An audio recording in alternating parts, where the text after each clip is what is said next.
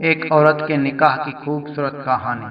جب میرے بابا امی کی شادی ہوئی تو بابا نے حق مہر کے طور پر امی کے لیے سورت آل عمران حفظ کی، اور جب میری شادی ہو رہی تھی تو بابا نے میرے شوہر کو بھی یہی کہا کہ وہ میرے حق مہر میں قرآن کی کوئی سورت حفظ کرے۔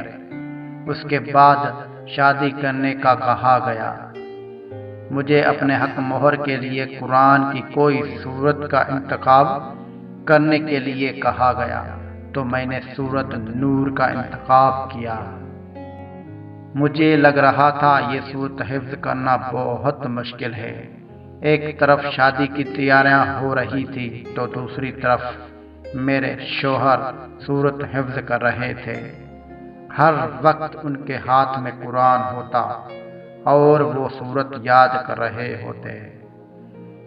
شادی سے کچھ دن پہلے میرے شوہر بابا کے پاس آئے، سورت سنانے جو انہوں نے پورے حفظ کر لی تھی۔ بابا بار بار غلطی نکالتے اور شروع سے شروع کرنے کا بولتے۔ میرے شوہر نے آہستہ آواز میں تلاوت شروع کی۔ اتنا خوبصورت منظر میں کبھی نہیں بھول سکتی۔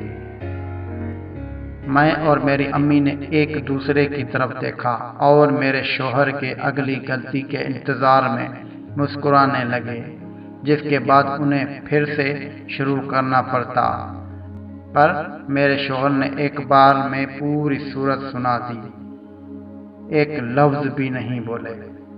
سورت سننے کے بعد میرے بابا نے انہیں گلے سے لگا لیا اور کہا کہ میں اپنے بیٹی کی شادی تم سے کروں گا، تم نے اس کا حق مہر ادا کر دیا ہے۔